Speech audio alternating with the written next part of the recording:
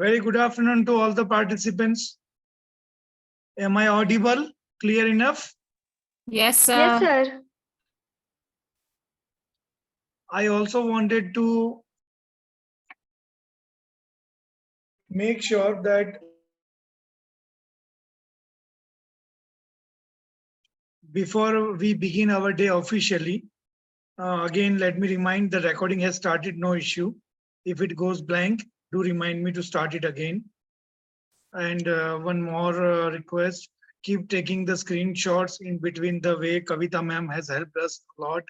Nidhi ma'am's work was also very good. That screenshot can be combined into a set of PPTs or PDF, which we can share with all the participants at the end. So let us begin the day officially. Kannan Sir, can you hear me? Yes, sir. Your voice is little low today, so you also use mic near your desk. Not much. Halka sa, there is a issue. So you keep it near to the mouth. Okay. Is it okay now? Now it's better. Excellent. Great. So we hereby like to begin the session officially. But before we introduce, on behalf of Sanjeevani Group of Institute, let us welcome Mr. Kannan Sir, who is Associate Professor retired from SSN Institutions, Kalavakkam. Kannan Sir is a person of multidisciplinary qualification. He has to his credit BE, BL and MBA and rich experience in the field of power systems, constitutional law and academics. He has worked as electrical executive engineer in the Eastwhile Bihar State Electricity Board. He has also served as an advocate in Madras High Court, Vice Principal Administration in Raja Rajeshwari Engineering College. He has good expertise and experience with the quantitative packages such as IBM, SPSS, AMOS, Modular, Smart PLS, and a qualitative data analysis tool called MaxQDA. So, without taking much time, I would request Sir to take the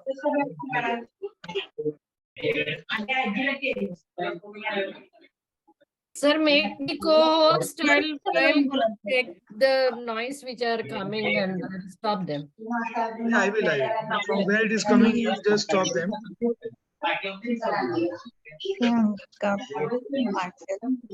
I have to make co-host our Kannan Sir also, otherwise he will not be able to present the screen. It happens by mistake. People are not aware about this. So we will make you co-host. Kavita is now co-host. Nidhi Dhankar is now co-host.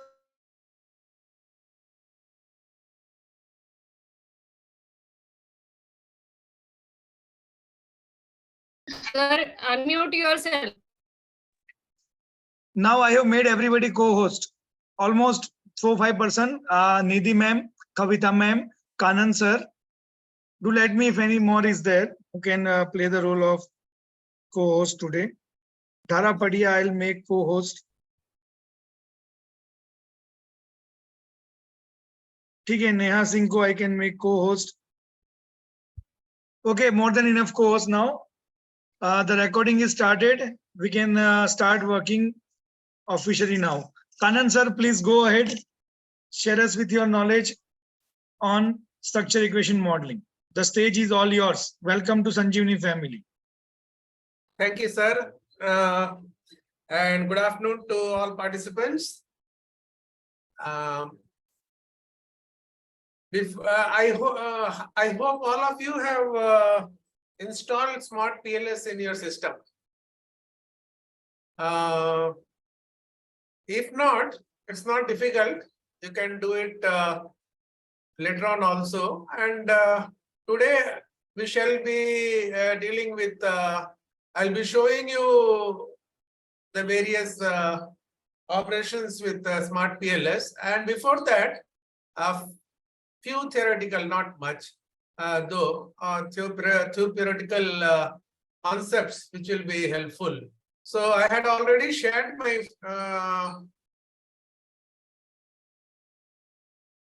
folder and let me show you. 1 minute, sir. Let me log in my account.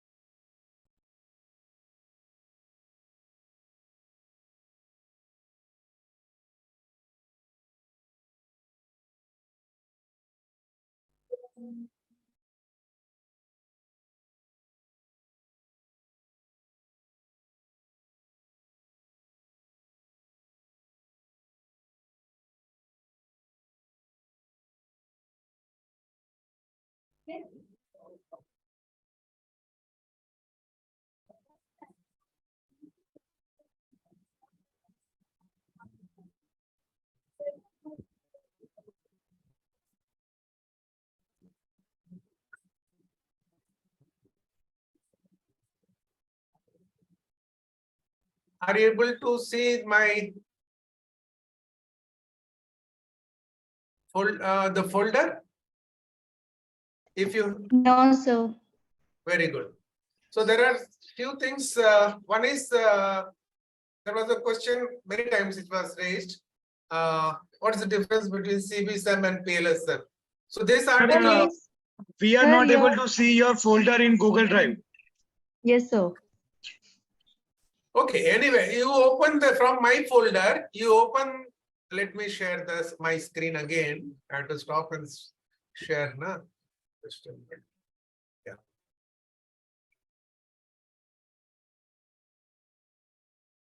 Share screen.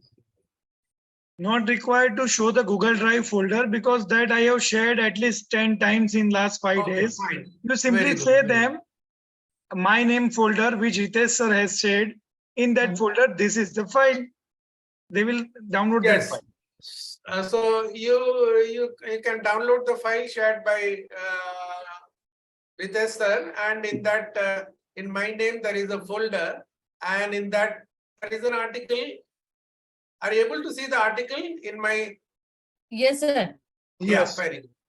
That is that deals with the difference between Cb-Sem and PLS-SEM, and it also addresses the question which were raised many times, that when we should use Cb-Sem and when we should use PLS-SEM. So this article very beautifully clarifies the difference, and this article you can also quote. It has also got various at the one place you have got various for Cb-Sem also it has got the various model fit indices and its meaning, etc. Right? So that also it's there, and it has got the various definition, etc.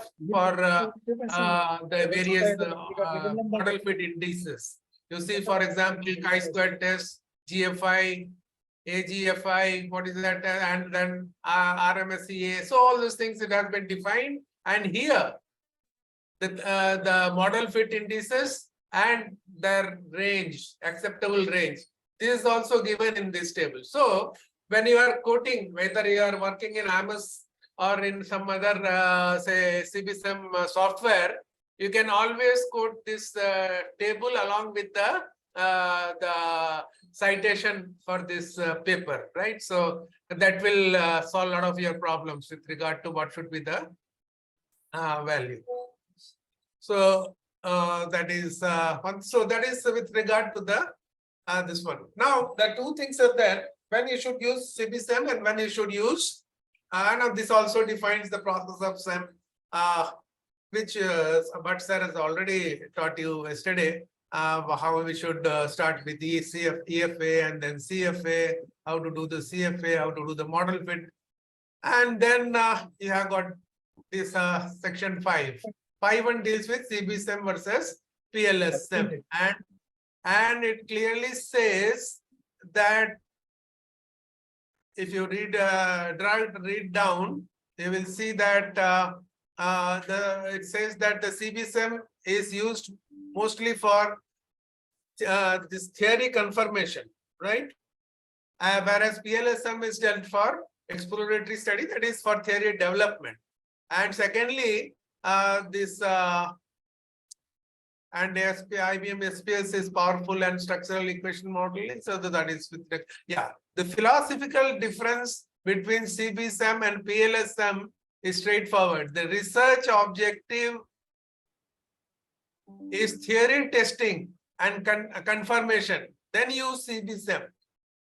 In contrast, if the research objective is prediction and theory development, then appropriate method is PLS-SEM. Right? So is that clear? When we should use Cb-Sem and when we should use PLS. One more important difference, if you like to know, address to them. When Cb-Sem, we can have only for reflective constructs in the model, but in PLS-SEM, we can have a mixed model of reflective and formative.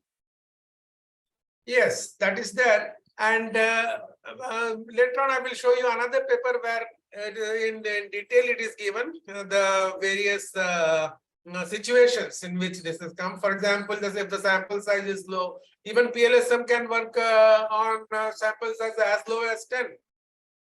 Whereas the thumb rule for AMOS is that you should have at least 200. Secondly, the assumptions with regard to distribution.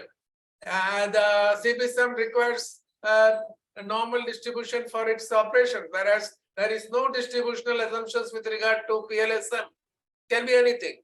And so, and then as we just saw that the objectives are different. One is for model fitting, is for theory testing the theory and confirmation, whereas this is for prediction.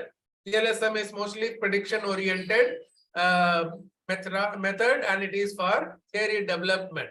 Hence, the question of CFA and model fit normally do not arise for PLS-SEM. And so, but then of course, it's always better to have a model fit. So in Smart PLS, you get the output for some of the model fit indices like SM, RMSEA and SMR. So you get some model fit indices. The reason is that the model fit indices for SEM is still in the development stage. It has not yet been mature, it is not matured, and that's why they have not yet confirmed that model fit can be used for as this one PLS-SEM also should be used for PLS-SEM also. So that is with regard to this one. Then you have, of course, Sir has already taught you the difference between formative construct and reflective constructs. So formative constructs are those which form the construct. That means even if you remove one of the statements or questionnaire items, then the construct does not hold good anymore. For example, I'll give a simple practical example. Let's go, you go to the restaurant and have, let's say, a pizza, right? And then somebody asked you, how was some questionnaire items? How was the environment? How was the service quality? How was the, what you call, the seating arrangement? The taste of the food? So all these things. And but then all these things are reflecting with regard to the restaurant and having pizza there. So even if you remove one or two items, it doesn't make a difference that you had pizza, right? So that is reflective. That means it's just reflecting the construct, right? So even if you remove one of the items, it doesn't change the fact that we are discussing about your visit to the restaurant and having pizza over there. That is with respect to reflective. But let's say you had a wonderful pizza dinner, and you call when the waiter came for the bill and all, so you said that a fantastic pizza. Can you please call the chef? We want to know the recipe for this. And the chef came and he said, kindly tell us how did you make this pizza? We want to make it at home also. He said that we had 1 cup of flour, 1/2 cup of maida, and then some salt, half a spoon of salt, and some sugar, and then so you have mixed with the water, 1/2 liter of water. So all those things he said, and then we put it in the oven, and we set the this one at this much of degree centigrade or Fahrenheit, whatever. So, and then after 5 minutes, we took out and we served it. Fantastic. Now, this is also the recipes, how you serve. These are all part of questions. So, how much flour, how much flour, and all those things. The questionnaire is said that this is. Now, if you remove the flour from that, will it be a pizza? Or if you remove salt from there, will it be a pizza? Or you remove the various ingredients that go into that, will it remain a pizza? It won't, isn't it? So the construct itself changed. The construct called pizza itself changed, gone with the wind.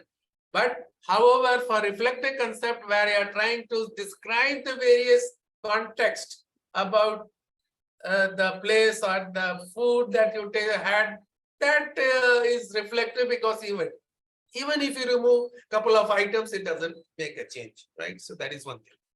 The second thing which you should understand is that in case of Cb-Sem, it's always recommended that you should have 3 or more items, at least 2 should be there. You should avoid 1 item, say constructs, right? Whereas in case of PLS-SEM, you can have 1 item construct also, right? So that is, as far as possible, you should also again, should try to avoid 1 item, because the 1 item itself describes the latent variable. Then where is the question of this? Third thing, you must have seen that you must be having error terms in case of Cb-Sem. Do you remember when we worked on AMOS? For each of the items, the statements, we had error terms associated with, which indicated that your screen, are you scrolling? Sorry to disturb, but it is on the same screen since last 5 minutes. Yeah, I'm not scrolling, right? Okay, so got I'm it. Just, got it. Yeah. Got it. I'm just explaining the difference so that I can quickly move on to the software. I don't want to go through all the, they can read it themselves, right? So that is why I'm trying to explain it in short. So, so error terms are there in case of Cb-Sem to show the residuals, which are not explained with the statements of the construct. But in case of PLS-SEM, it is a composite construct. That means each construct is not signified by a single regression equation, whereas it is a composite of all regression equations, which is shown in this one. That means all the statements, all the items, they completely define the latent variable. So no question of any residuals or error terms. So, but then still you can get residuals in PLS-SEM. What does it mean? It means that it is something which you have not, that is heterogeneity. That means you have assumed that these statements are enough to describe the latent variable. It may not be so. There may be other things in the environment, environmental factors, which you may not have taken in your questionnaire. Obviously, those things are not in the latent variable. So when you find the value of R square, it may not reflect the totality. So it may only reflect, say, let us say, the 60% or 70% of the variance in the statements. It may be reflected in the latent variable. And residuals in case of PLS-SEM refers to this the unobserved part of the R square, or which is known as heterogeneity. Yes, assuming that it's all homogeneous and you have already captured it, it may not be so. It can happen also when you are doing some other operations like multi-group analysis. You feel that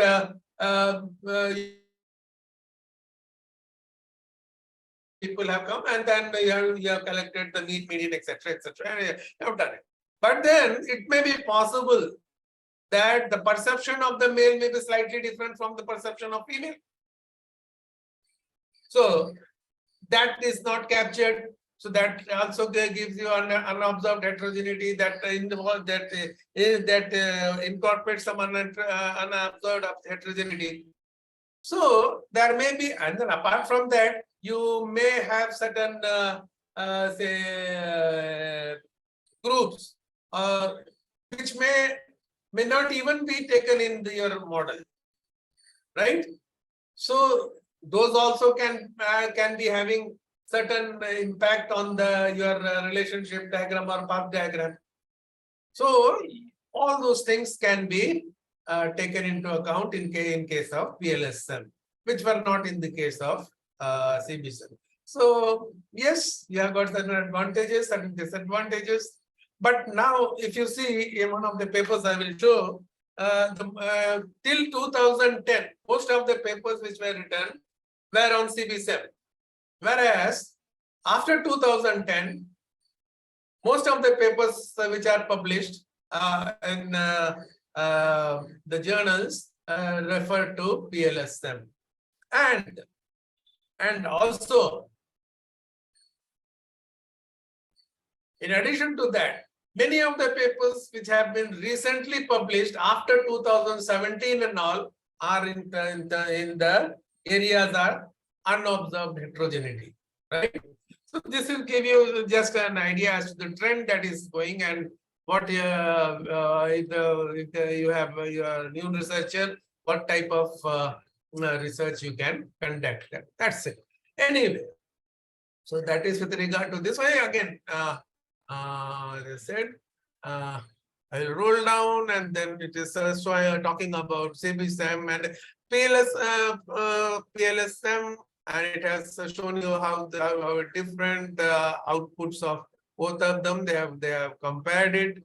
The loadings, with respect to the loadings, in case of Cb-Sem, it says it may be 0.6 or above, it's okay, but in case of PLS-SEM, it's a minimum requirement is 0.708, because that is the minimum value. If you square it, if you take the square root of it, you will get 0.5. So no, sorry, square it, you get the value of AVE, which is 0.50. So this 50, what is the sanctity about this 50? That means the sanctity is that in any natural process, if you don't do anything, 50% you will get the result just by itself.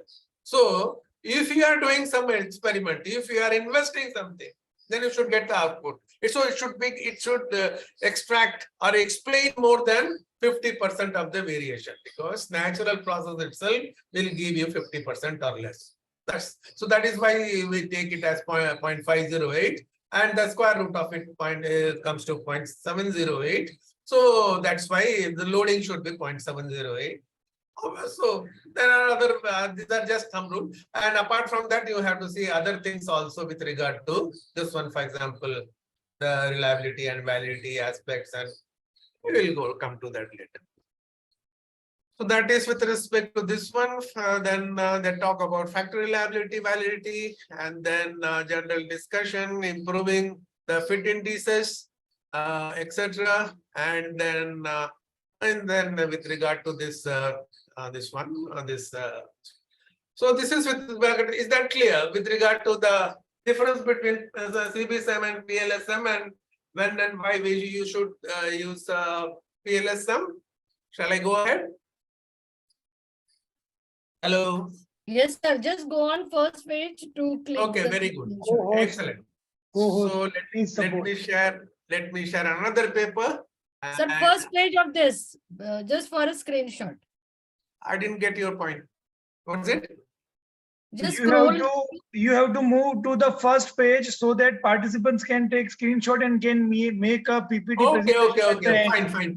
Okay, right. Just for Anyway, a photo. it's there in the folder. So And we want your photo also, if it is possible, with camera. We would like to see you, sir. Oh, okay. I thought I should not spoil the photographs. Anyway, so let me see. Yeah, please have a photograph, Pratima. Kavita ma'am. Please have a Sir, it is photograph. not come. Actually, Yeah. I forgot. I have to stop the share. In case I have to stop the share. So I have to open the camera. Right. Anyway, so Sir, do the adjustment. Do the adjustment in of case camera. You should look smart, little more smarter. cameras. I mean, it's in the Hi. laptop. I can't do much about it. It's okay. It's okay. It's okay. Don't just no focus on that much. Oh, now it's great. You rock, Acha, sir. It's great. great. It's great. या More थोड़ा than सा enough. Computer का screen Great. थोड़ा नीचे कर दीजिए तो आ जाएगा स्क्रीन चलो, ठीक। Lekin he will not be able to teach us. Forget it. It's okay. Continue, sir. Okay, fine. Continue. Right. So that no, because I thought if I remove the video, then perhaps the transmission will be better. So that is why I started. No, that's right. But we are not facing any issue with video also. You have to. With video also, voice is loud and clear. Okay, fine. Very good. Acha, so next, I will share the another paper, which is the last one, which I am going to share, hopefully. And then that is from my folder. Just a moment. Let me open my folder.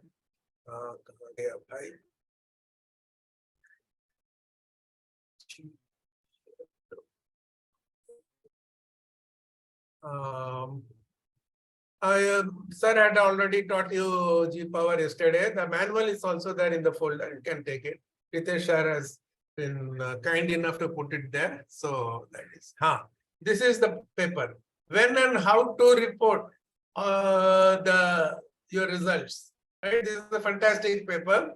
Let me share it.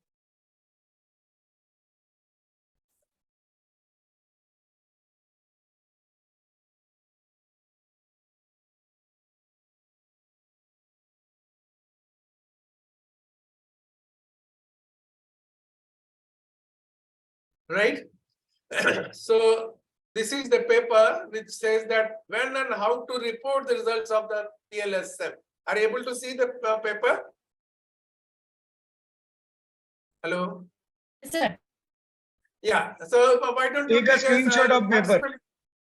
Yeah. So Done, sir. well, let the participant take the screenshot now itself. Otherwise, we may forget. So this paper also is very important and it should be reported. And it is, in fact, you have Ringle sir and Sardat sir also in this paper. And they're the ones who developed the smart PLS. And they have written many excellent, wonderful papers. I mean, it's just in legions. Right? So, yeah, some of them I have shared. I have got tons of them in my drive. So if and when you want, I will share it. But anyway, so I don't want to fill in the drive of the participants. So that's why it's said only as a sample. So this is the one. So if you want, you can take a screenshot of this also. When and how to use, when to use, number one, and how to report the results of PLS-SEM, right? Yes, sir. So this is 4 authors, Joseph Hare, who is there everywhere, and then Rishabh sir there, then Sardat sir is there, and Ringle sir is there. And you have this abstract, and then the introduction, it also gives you, this is the Bible for our PLS-SEM, nothing more than that. This is the base. So you have been asking for step by step in one page. Ringle sir has provided it. So this is how we should go about doing PLS-SEM on smart PLS or on any software which deals with PLS-SEM. Now this figure is also there in their book, a primer on smart PLS, which also I have shared. So please go through that also. It will introduce you to lots of concepts like formative constructs and then the reflective construct, when to use, when not to. PLS-SEM, Cb-Sem, differences. Oh, many concepts they have clarified. So please go through that. So they have, in fact, brought out the newer edition, third edition also, but then that will be available in November only. But this will do for the time being. So yeah, so when you get the data, first thing, these are the five preliminary considerations that you will have to do, right? One is sample size. We'll come to how to determine all it's there. We'll come to that. I'm just showing in the steps. Then distributional assumptions, you check it with your explore procedure in your SPSS or whichever software you like, what type of distribution it is. It doesn't matter though, but still it's always better to know about your data what's then. And then secondary data. This smart PLS is able to work with secondary data also, unlike I think Cb-Sem. That is also there. And statistical power. Statistical power analysis is very, very, very, very important. Whenever you present a paper using PLS-SEM, they will ask you this question. Have you determined your sample size using power analysis or not? That's the first question they will ask, right? Now, you have to make sure that you try to justify your sample size based on your power analysis. And that you have already seen yesterday using G power, how to calculate the sample size using power analysis, where we have assumed a statistical power of 0.80. Statistical power, what does it mean? It means that when null hypothesis has to be rejected, it will be rejected 80% of the time, right? So that is the power of the test, right? So that is called the power of the test. And alpha is a significant level that that is the criteria for rejecting or not rejecting a null hypothesis. You never accept a null hypothesis, by the way. So that is the point. You can use G power, or you can use by hand also. You can calculate the statistical power also using the sample size that you have given, or you can use the sample. You assume a certain the statistical power should be more than 0.8. More the statistical power, better it is. But then increase the statistical power means increasing the sample size. Doesn't matter, because in PLS-SEM you don't really need you use sample. Doesn't matter. So you can always take whatever. This second question is, when we are using the power analysis, another question is effect size, right? Sir was very, very, very particular, and where he took painstakingly, took a lot of effort to explain effect size. The effect size is very, very. What does it mean? Especially in PLS-SEM, because you are talking about R square. Predictive power of your model. And predictive power of the model is related to effect size. How? Effect size square, effect size is equal to R square by 1 minus R square. Let's suppose your model is explaining 30% of the variance extracted. Then what will be your effect size? R square is 0.30, 1 minus R square will be 0.70, 0.30 by 70 comes to 0.21, right? Now, second question is, should we take 20, 0.15, 0.25? What should we take? Again, it differs. It depends on your context, your situation, your industry. For example, if you are a pharmaceutical industry, or you are in microelectronic industries, where you are measuring in microns, right? So you need very high level of accuracy, right? So even a small deviation should be calculated, or should be captured. So in that case, your effect size should be small. Small means go and Sir, can you use whiteboard, please? Yes. Can you use whiteboard for, calculative purposes? Can you use? Whiteboard. The problem is that my system in my laptop, this whiteboard is not working. I Okay, don't- okay. No issue, sir. No issue. It's you can understand it. That's not a big. No, no, it's okay. Yeah, it's simple equation only I gave. R square by 1 minus R square is equal to the F square. Simple. So fx size is F square. So if you know the R square, you can calculate the F square. Now I was telling what to take. 0.15 by default they are giving, because there are different types of industries. It can have different accuracy level requirements, and they have averaged it out and took it as 0.15. But then if you are doing a research and you are doing it in a certain area and certain industry, in certain settings, then you need to use the R square or the effect size or the accuracy requirement for that industry, right? You need not give the exact figure because it's just an estimate. But you should know that whether the accuracy requirement is very high, or let us say you are producing hammer, right? Big hammers. There you don't need any high requirement of accuracy. You can have a high effect size. That means having a high effect size means it will detect only when the effect size is high. Small effect size it will not report. Right? So that is why effect size is very, very important, and it is connected with power analysis. Right? So effect size is important.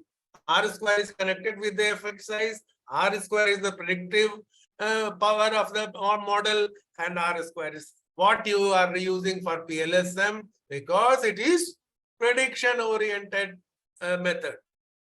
In contrast to Cb-Sem, which is model fit. You want to show the data is fitting the model. Data that you have collected, the model that you are proposing is fitting the model, right? Confirmatory. You are confirming that your model is good.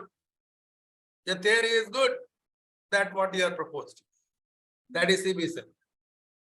So that is why model fit is important. So Sir, now, I have one question. yeah. Can we have the questions at the end? Okay, sir. You please note down your questions. I will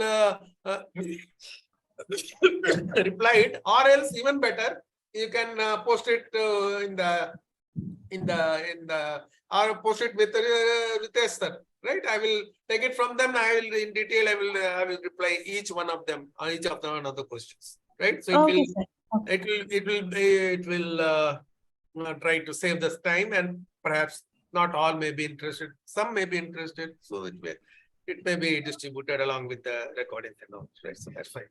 So Okay, sir. very good. Thank you. Sorry for that, right? So, but then time is money. Or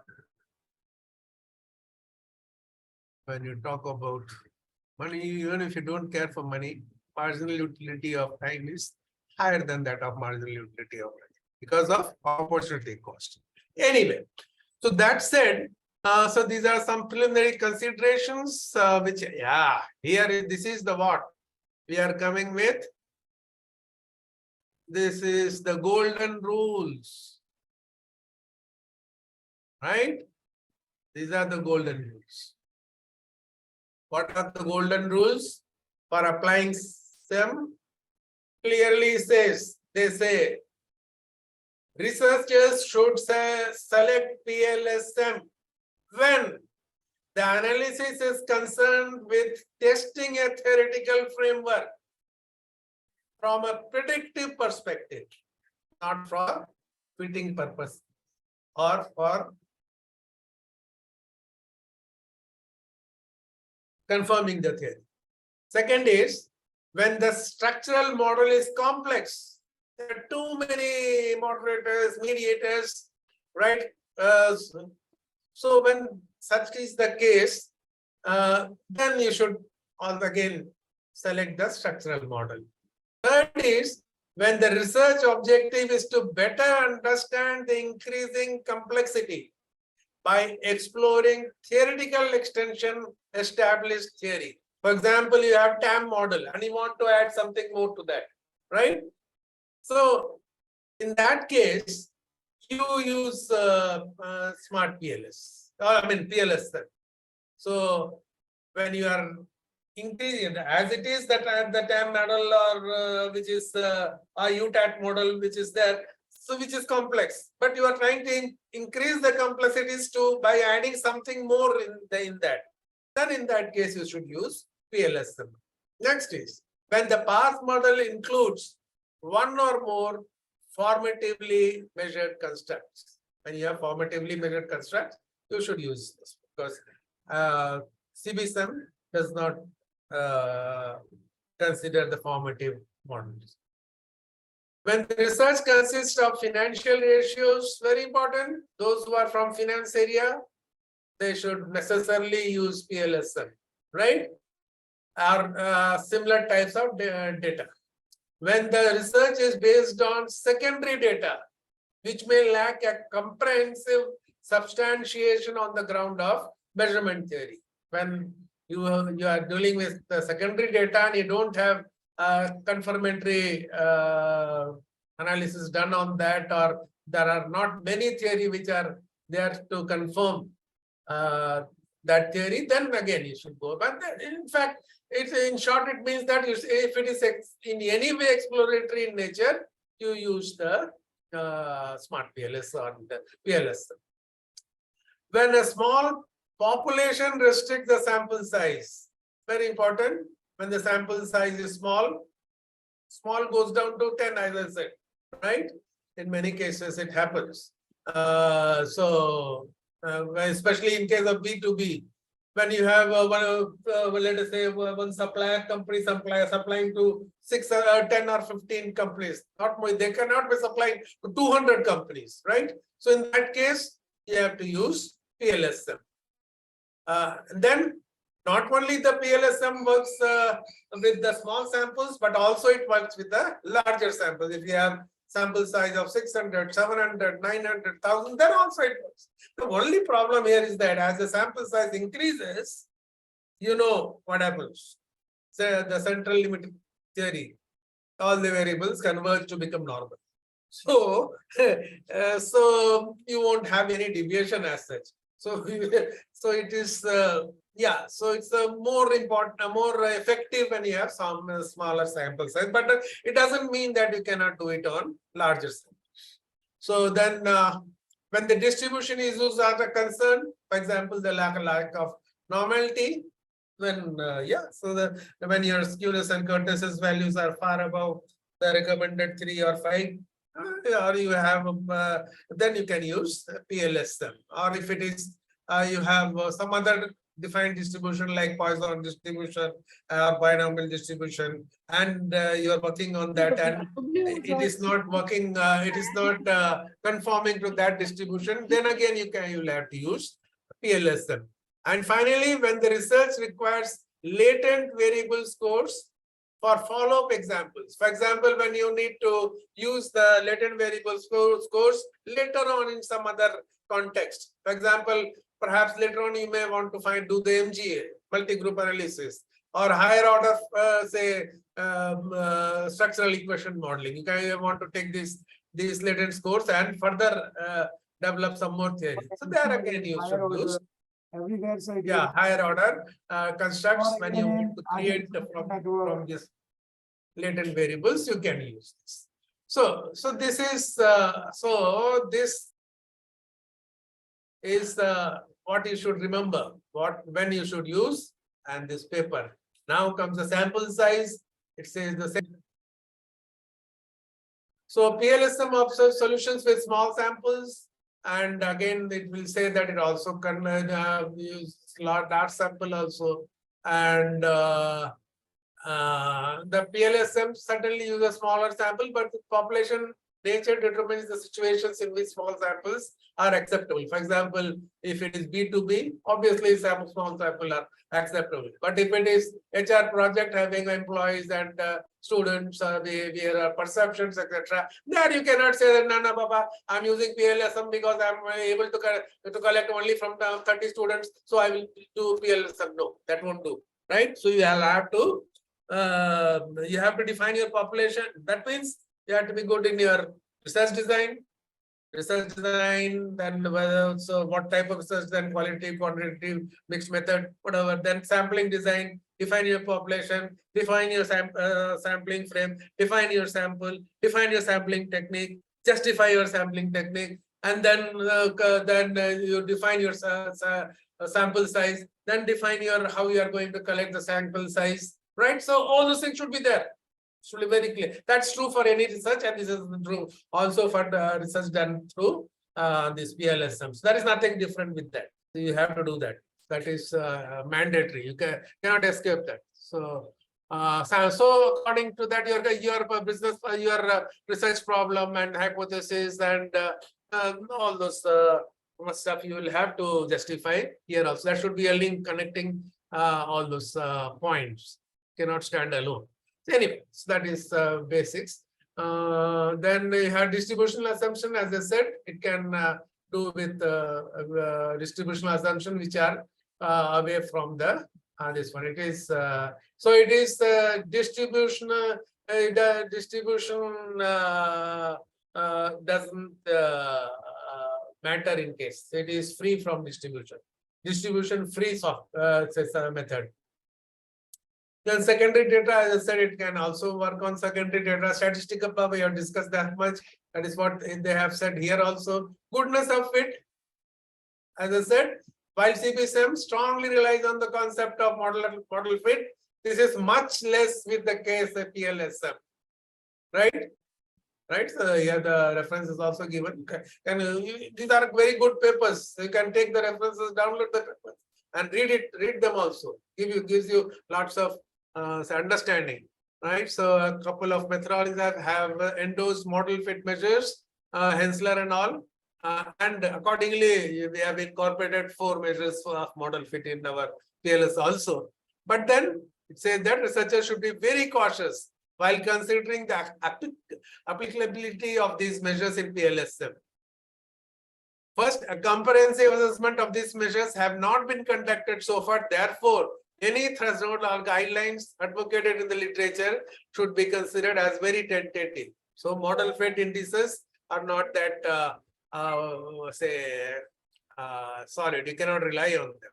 In fact, you cannot say that this because this is so my model is good. Cannot say that. You have to say with respect to R square and its significance. Anyway, so yeah, chi-square test limitation of that is there is evident in our Cb-Sem also, because its dependence on sample size. So that's why it's only indicatory, and here also is the same situation applies, and there they are using other model fit measures. Here you don't require it. In fact, you have already given 4 measures. You can do with it. If it is fitting, well and good, you can say that Sone mein suhaga. Otherwise, go ahead. Then evaluation of PLS. Yeah. So now once you have defined your model based on another thing. Here you are proposing the model, right? So it's exploratory. Basically, it is exploratory in nature, right? So you should have some theory which should be guiding that, or some logical thoughts which may be guiding the relationship between the latent variables. Again, the latent variable should also come from the literature itself. You cannot have something which is out of that. So you have to have certain say foundation for this one. So you can you have to examine the measurement model. This is the first step. Measurement model means the questionnaire items, the collection of data, and which are used for defining your latent variable. So measurement model has to be. Then you know how to measure. There you have seen in the Amazon or Cb-Sem also measurement model. You have to see the loadings and AVs and reliability, convergent alpha, convergent validity, discriminant validity. All those things apply here also, right? So that you will have to do. Thumb rules,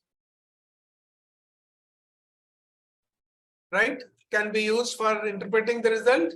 For example, for exploratory study, the minimum 0.60 is enough for exploratory study, while reliability depends on the measure of 0.70 and above. Why? Because the 0.70 square will give you 0.49, which will justify AV or the more extracted variance. So that is the minimum you should have 0.7.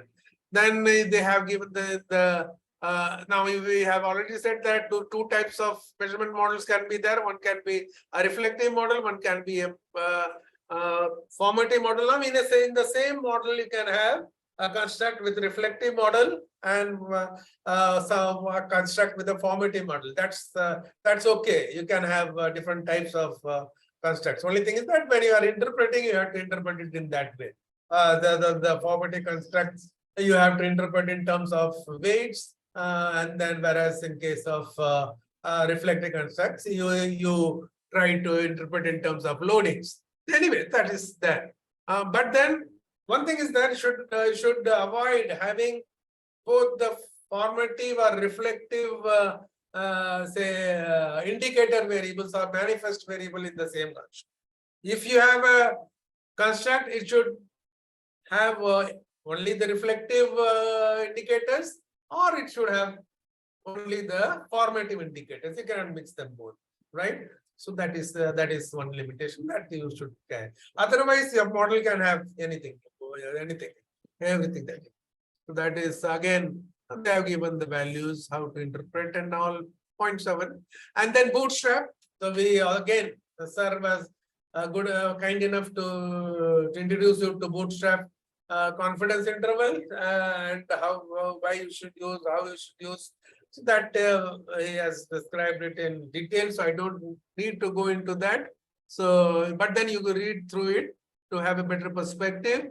So all these things you can do. Then the next step, the third step, now we are talking about the reflective model. So in the reflective model, you can have either the p-values or and the bootstrap confidence interval also. But many a times bootstrap confidence intervals are more important than p-values. Why? Because anybody? Bootstrap results are more important in PLS-SEM than p-values. Why?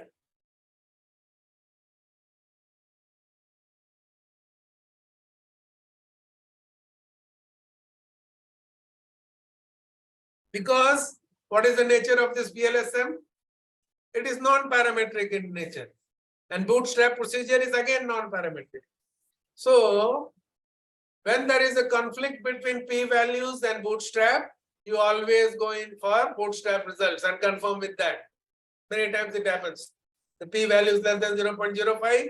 Bootstrap result shows that the mean value doesn't fall between 2.5% and 97.5% confidence interval levels, which corresponds to, of course, 95% significance level. So in that case, what will you do? Which one you should report? Report the bootstrap. We can write now that bootstrap CI does not contain 0.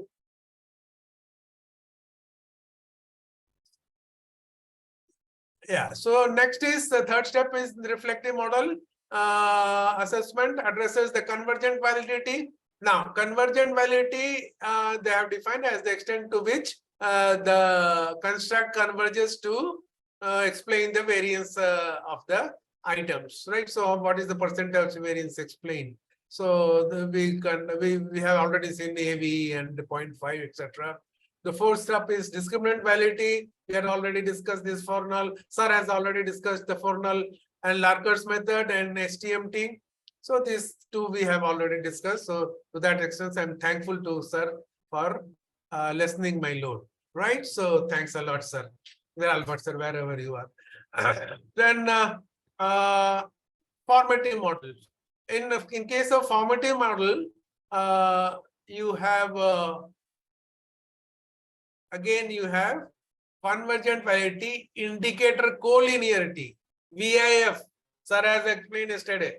Right, so that is important. Statistical significance again you can use your confidence interval and indicator weights instead of indicator loadings, right?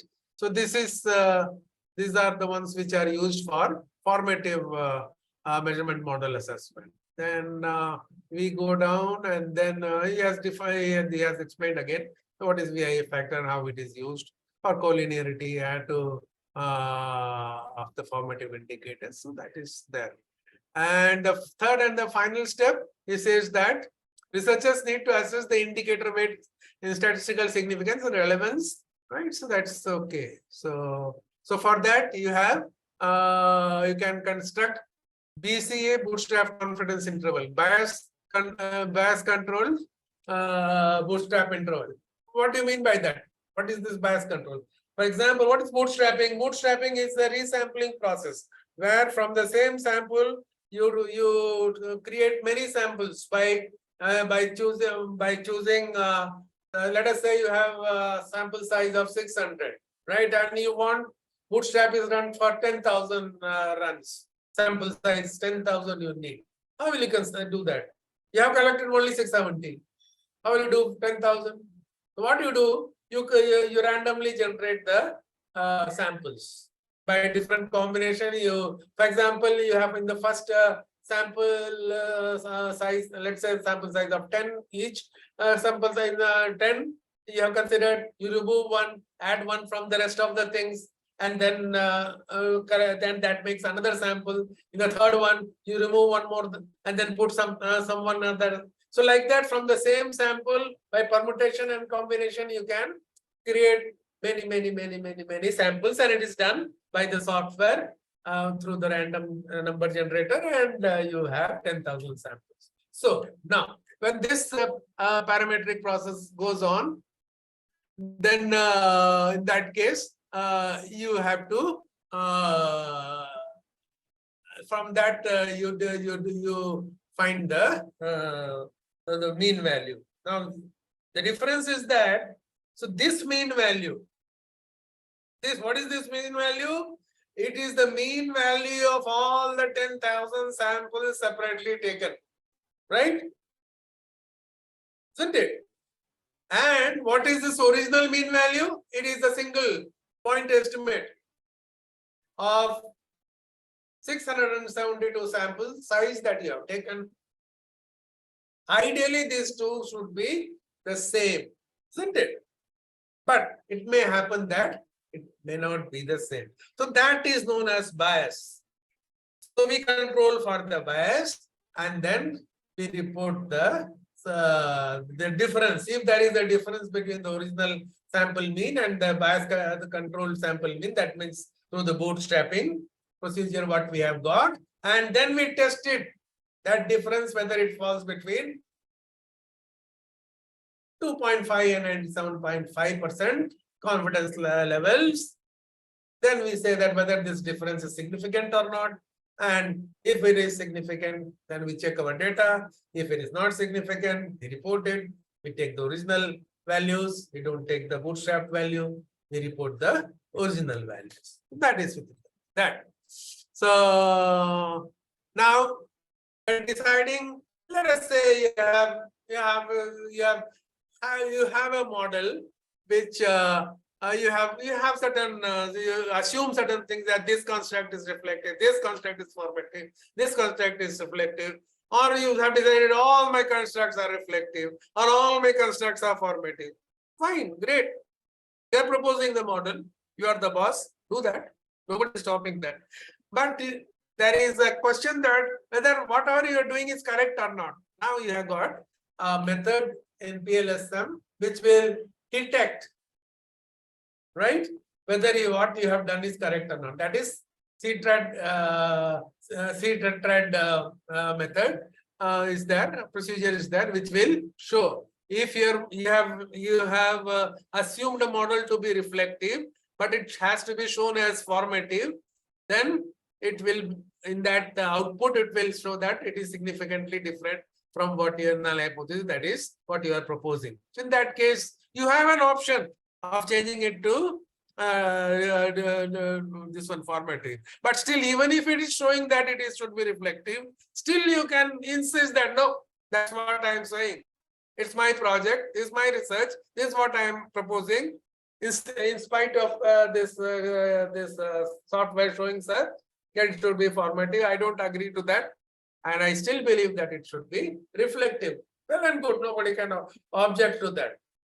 Right? So that is that. Final decision is yours. It will only give Retd, will only give you an option of having a relook in your model. That's it. So that is with regard to so that is also known as robustness check, right? As another kind of robustness check. So that is with regard to that. And then we come to structural models. So in structural models, mostly we evaluate the R square, coefficient of determination, which is the predictive power, and then Q square, which is the quality or the effect size.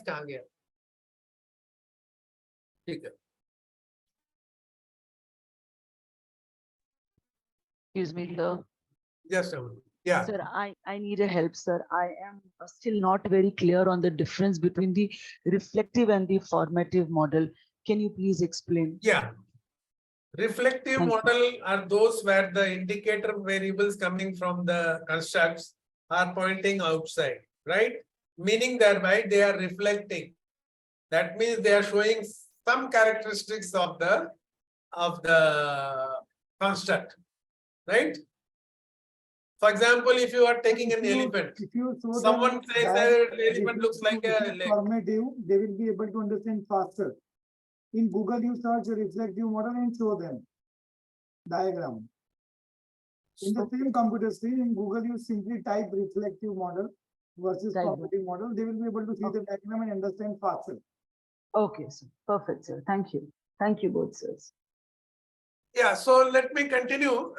In case of this one structural model evaluation, we are concerned with two things. One is R square, predictive power, and quality, effect size, Q square, right? So these two things are what we are evaluating mainly in case of evaluating the structural model. So R square gives you the predictive power, and Q square, which is in terms of PF square, gives you the quality of the model. How much it is explained? Yes, it is significant. It is significant. Very good. But what is the net result? You will be getting an increment of 50 rupees per month in your salary. Yes, I agree that you are suffering. There should be an increase. Significant difference between what is given and what you want. But the effect size, management says, I will give you only 50 rupees. Will you be satisfied? No. So, in fact, in reality, in real world, people do not give any respect to the p-values. They go for effect size. Be it your research in your pharmaceutical, this one, COVID, this one. 99% of the researchers say that it is not significant, this research values, but still they go on. Why? That is 99% are not significant at what value? Significance value 0.05, 95%. That means 5% chance is there for it going wrong. They are betting on that 5% chance. Maybe it does not fall into that. So let us take that chance. 5% chance it may click. And if it clicks, what happens? Millions of people will be saved. So I don't care for your p-value, sir. I am just only for going for this 5% value. I want it to fail. Second situation, stock market. Adani groups go down. Hindenburg's report is out. But somebody invests. Why? Maybe that the effect of the Hindenburg's report says that 95% will go down, but 5% chance is that still there, that it may go up again. I'm going to bet on that. I'm going to invest. instead of offloading my shares, and it happened. Similarly, in horse racing, many there is venture capitalists. How does the venture capitalist put his money? Where he does? In the new startups. They know that it will fail. 95%, significant level. 5% says that no, it is going to fail, but still he invests. Why? Invest in 100, only 2 will succeed. But those 2 will give you much more than what the other 95 projects which have failed. Effect size. So, effect size, Q square, F square, very important. R square is okay, that's important. Q square is also that much important. P value, not very important, except for in academics, right? Especially for when you are appearing before a board, it is very important P value. But if you go outside the boardroom, nobody cares. Anyway, so that brings us to this cross validation. Then PLS predict is the procedure which talks about all this. They will give you the predictive power and also the equation also, that how you can do that. And then it talks about the other things, right? So PLS predict is another very important procedure which shows that what is the predictive power of your model. So that is very important. Any say project or you do or research you do with PLS-SEM or you have to use this PLS predict procedure. And then yeah, so then robustness check one, we have already done the confirmatory tetra analysis I talked about. And then yeah, so this is another Bible, the various ranges and the various measures. So what should be the reflective indicator loadings? More than 0.708. Why? That is given. What? It is given. How? It is given. Everything is given in one table, right? Some of our participants will get it at one place. You don't need to go and search for anything or remember anything. You just quote this one, cite this article, get away with it. That's it. For everything, convergent-validity, discriminant, formative measures, everything, structural models, VIF value, R square value, Q square value, PLS predict values, these things are given. So, is that clear? Have some idea? I mean, it's a huge sea. I cannot cover everything in one go. So, but then I hope you are somewhat clear before we move into the software, what we are trying to do. Our objective, hopefully it is clear. Am I clear? Sir, we are doing very good thing because we are covering the basics of why to go for PLS rather than Cb-Sem. Your voice is not coming No, it properly. is something we have cleared their doubts. Yeah, I have given you the ground. Now I'm going to start with PLS software. Okay? Okay, sir. Still, sir, Very good. I would request every participants to have a question answer session before we jump onto the software, because still people are not clear when to use PLS and when to use MOS. So Okay. for PLS, you can use Dango, the way Bhatt sir discussed yesterday, or you can go to Smart PLS. But then you have to understand from Kannan Sir, what is the need, when, in which case you require to go for PLS and not Cb-Sem. So you have a question answer session at this point of time, and then ask professor to jump with software, because tomorrow's full day is available with us for the software. Today we need to clear the doubt. Kannan Sir, I hope I was able to answer the Yes. Yes. difficult question for the participants. Yes. So this is the answer for all your questions on page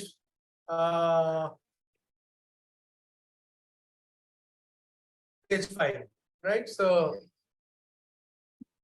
whatever question you ask, I'll be giving you answer from this. Come on. Yeah, please have a question answer session, friends. start one by one. Kavita, please handle the queries.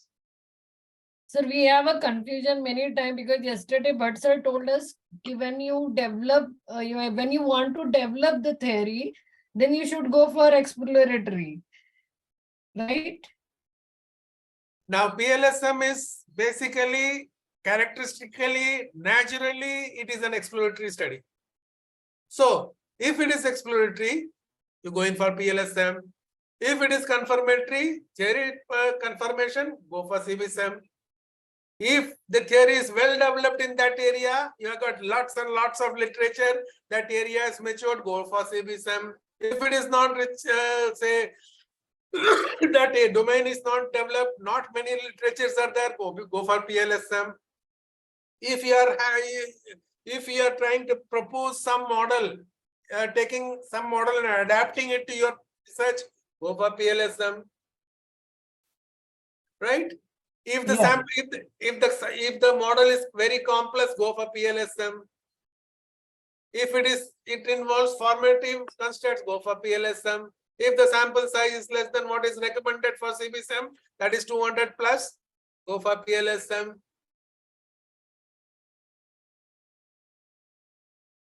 If there are questions about distribution with respect to normality, preferably go for PLS-SEM.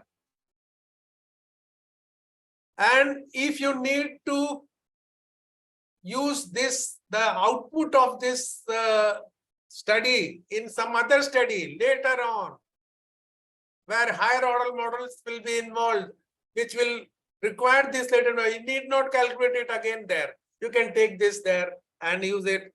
In that case, go for PLS-SEM. When you have got your objective is prediction rather than confirmation, going for PLS-SEM. Prediction. Most of the things are predictive only. Whether the drugs will be applicable in this COVID, whether the business will prosper, whether the Karnataka election will be won by BJP or Congress. All these are predictive. Our life itself is predictive. Always use PLS-SEM. So that is how it is. So yeah, hopefully I could clarify some of your doubt. Yeah. Yes, sir. But the participant is still not clear the way they ask the question EFA. Exploratory factor analysis is something different. Yeah, let me Should come not to Suppose club a EFA KVR and value. Cb-Sem. let me come to that. EFA, when you are using, when you have got certain number of The question is very straight. When to use EFA? EFA, yeah. EFA, exploratory factor analysis, you don't know whether you have got independent variables, whether you have dependent variables, what are the latent variables. They are simply items. You want to say categorize them into certain similar themes, right? Yeah, Thematic analysis, which you use in qualitative research, right? Front end, complete the back end, all of process.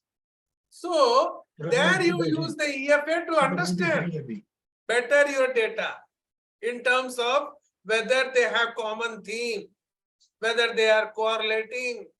If they are correlating, whether those correlations together form a set, and that set, whether it is distinct and unique from the other sets which are formed, or factors, in other words. So you are exploring your data, right?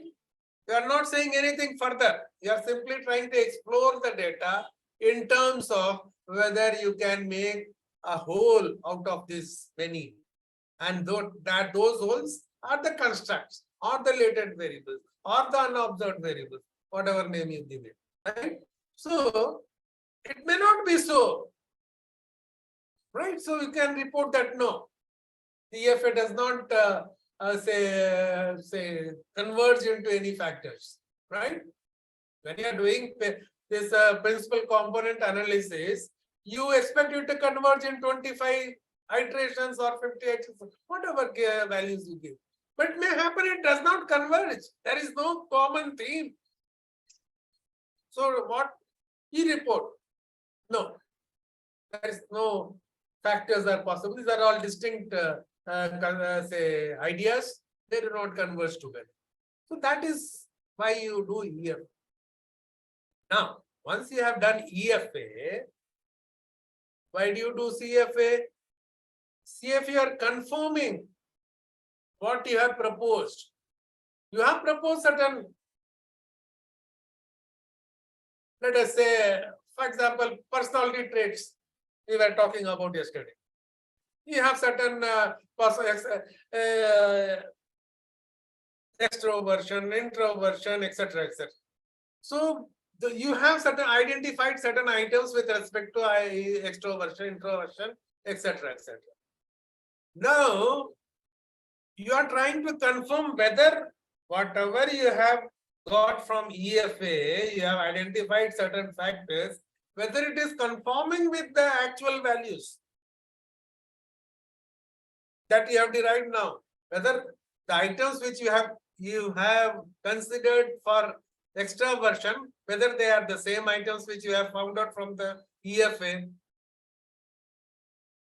If it is so, you confirm your model to the data you have collected is confirming to the model that you are proposing. Extraversion is having this many indicators, variables.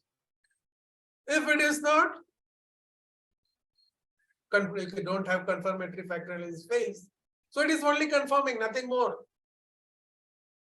Confirming the model with the data that you have collected. The data which you have collected, you have done factor analysis of, and you are trying to relate it with the thing that you have proposing. If both of them match, confirm. Great. Now you can go in for SEM. You can build the relationship, test the relationship, whatever you want to do. You do after that. But before that, you need to confirm the model that you have proposed certain things, whether it is the same thing that your data that you have collected implies. Perhaps the questions that you have asked are not understood in the same way by the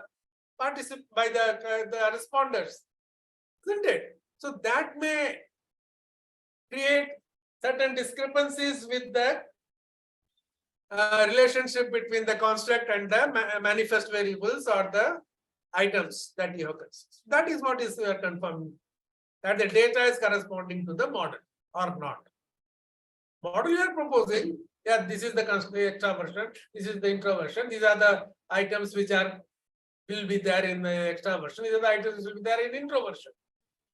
But whether the data you have collected conforms to that or not, that you are doing in confirmatory factors. Thank you, sir. EFA versus CFA is now very clear. Any Thank more you. questions from participants before we go ahead with the software officially?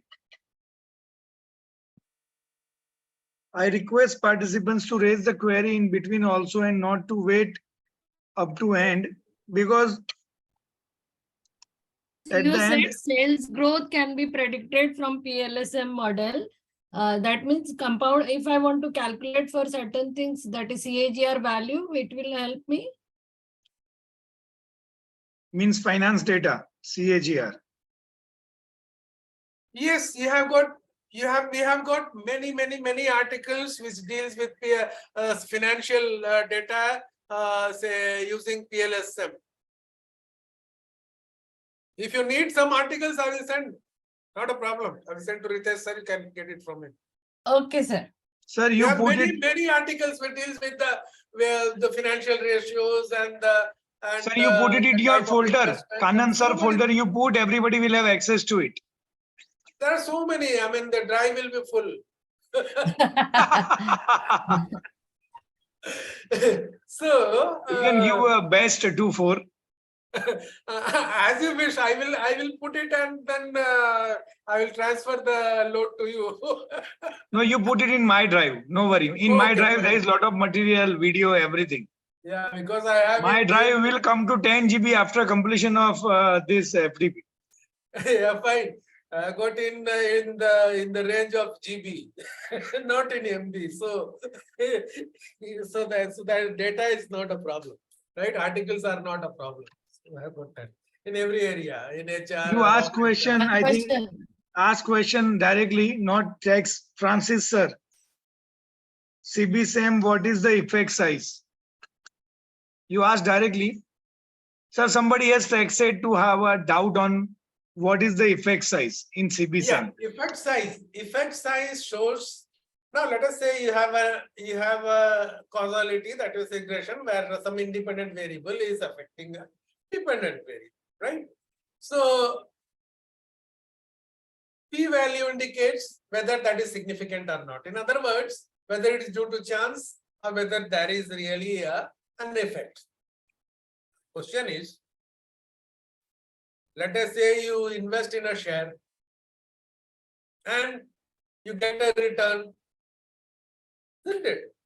Now you take the readings from hundreds of shareholders and get their return on investment, etc., and you see the p-values less than 0.05. That shows that it is higher than the bank interest that is going. Fine. Now, the next question is whether you will invest it in that. When will I invest? When it fulfills my criteria. Bank is giving 8% and you want more than that. With 8.5% do? Or do I require 15%? Instead of putting it in fixed deposit, I would rather put it in shares, some other share, mutual fund. I will go and the horse racing, right? So effect size shows the magnitude of the effect, magnitude of the impact of the independent variable on the dependent variable. Another example, we are trying to, we are in pharmaceutical industries. Now it shows that if this composition is used, it will successfully bring out a drug which will increase the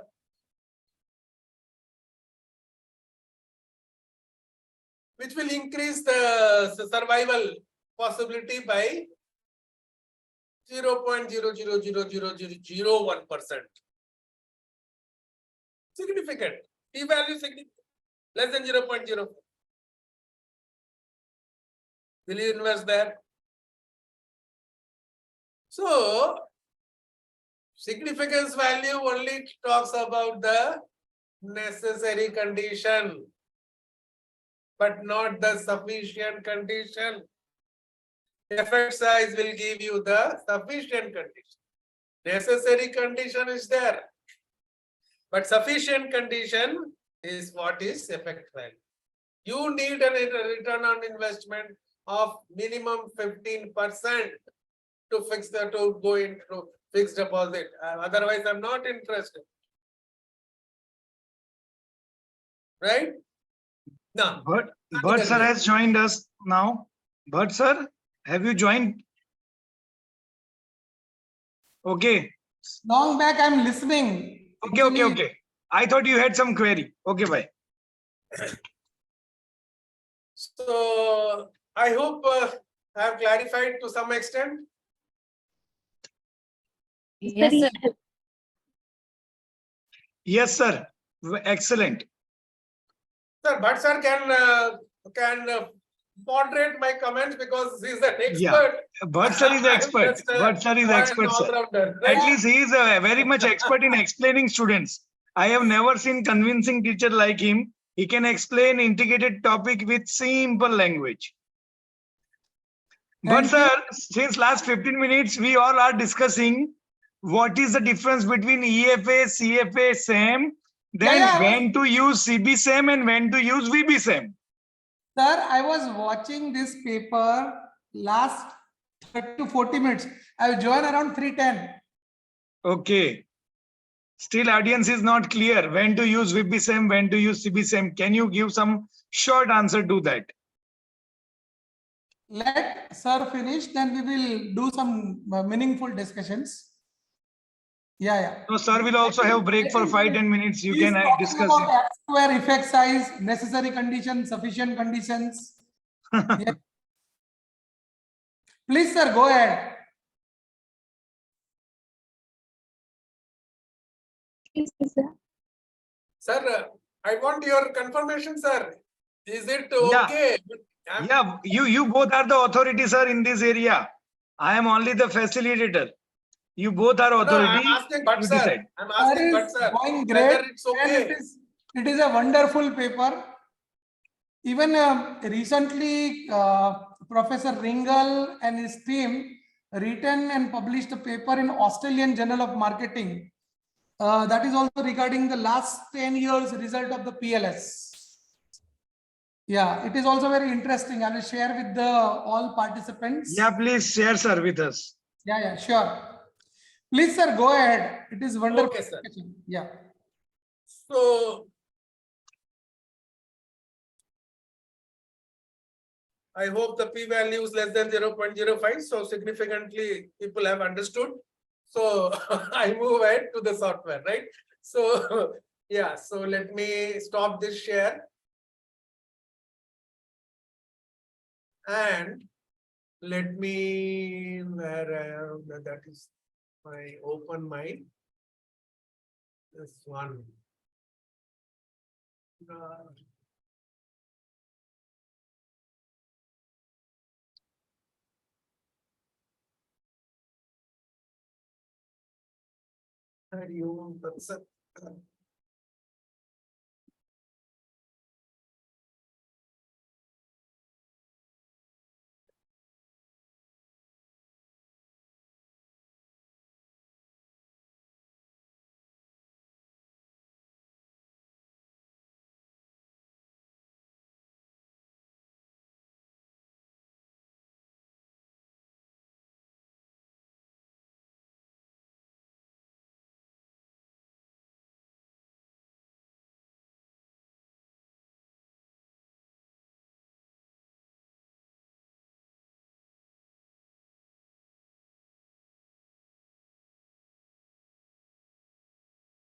Please, it's already there in the folder.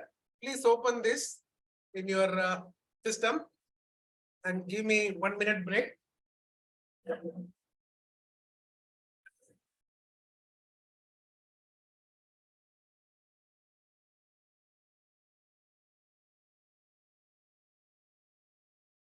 Sir, if you need, we can give a break of 15 minutes also. Or maybe we can request Viral sir to discuss on that important topic of Vb-Sem versus Cb-Sem for next 10 minutes. But sir, are you available with us? Okay, participants, I think Kannan sir has went for a small break. Maybe, we have to respect